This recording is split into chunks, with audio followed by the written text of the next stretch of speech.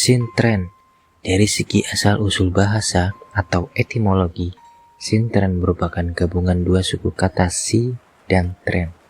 Si dalam bahasa Jawa berarti ia atau dia, dan tren berarti tri atau panggilan dari kata putri.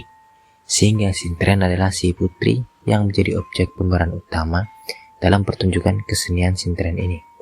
Sintren adalah kesenian tari tradisional masyarakat Jawa. Kesenian ini terkenal di pesisir utara Jawa Barat dan Jawa Tengah. Kesenian sintren Pekalongan dikenal sebagai tarian dengan aroma mistis atau magis yang bersumber dari cerita cinta kasih Sulasih dengan Sulandono. Kesenian sintren diawali dari cerita rakyat atau legenda yang dipercaya oleh masyarakat dan memiliki dua versi. Versi yang pertama berdasar pada legenda cerita percintaan Sulasih dan Sulandono, seorang putra bupati di Mataram, Joko Bahu atau dikenal dengan nama Bahu Rekso dan Rantamsari. Percintaan Sulasih dan Sulandono tidak direstui oleh orang tua Sulandono, sehingga Sulandono diperintahkan ibundanya untuk bertapa dan diberikan selembar kain atau sabuk tangan sebagai sarana kelak untuk bertemu dengan Sulasih setelah masa pertapanya selesai.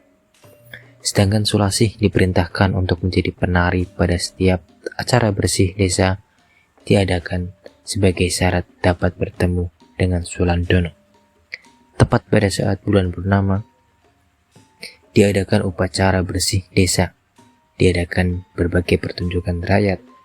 Pada saat itulah Sulasih menari sebagai bagian pertunjukan, dan Sulandono turun dari pertapaannya secara sembunyi-sembunyi dengan membawa sabuk tangan pemberian ibunya.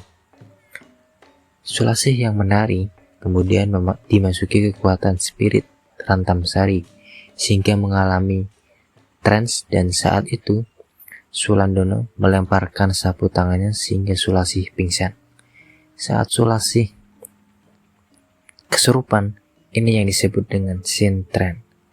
Dan pada saat Sulandono melempar sabuk tangannya disebut sebagai balangan.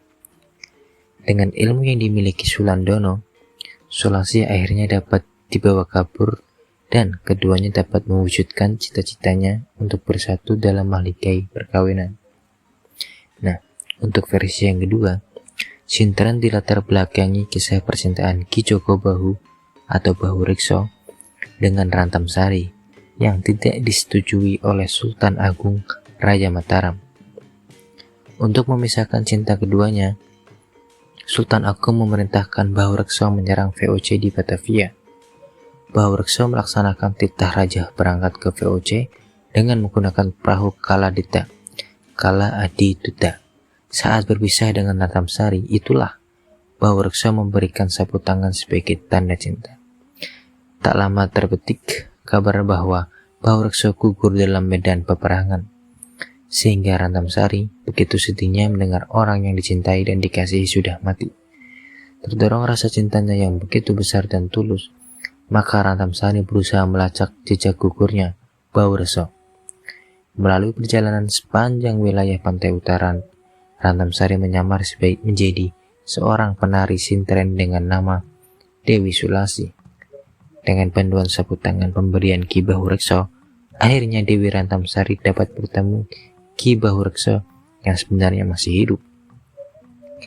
Karena kegagalan Bahu Rekso menyerang Batavia dan pasukannya banyak yang gugur, maka Bahu Rekso tidak berani kembali ke Mataram, melainkan pulang ke Pekalongan bersama Dewi Rantamsari dengan maksud melanjutkan pertapaannya untuk menambah kesaktian dan kekuatannya guna menyerang Batavia lain waktu.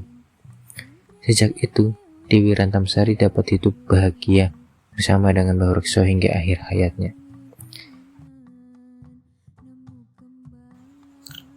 Pertunjukan berdasarkan waktu penyelenggaraannya ada dua gaya sintren.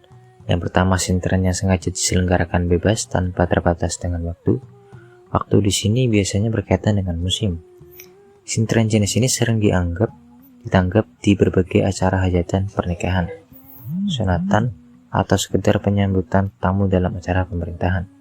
Kedua, sintren yang penyelenggaraannya diadakan dalam waktu-waktu tertentu.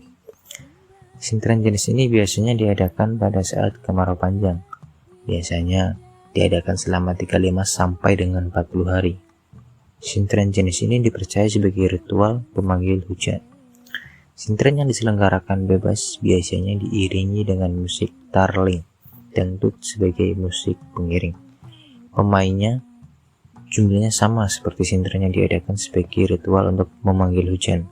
Hanya saja, si pelaku utama sintren tak hanya satu sintren wanita saja sebagai bendara atau tuan perempuan, melainkan ditambah satu sintren pria atau yang biasa disebut lais, dan 4 orang pemuda yang bertugas menghibur atau biasa disebut boder.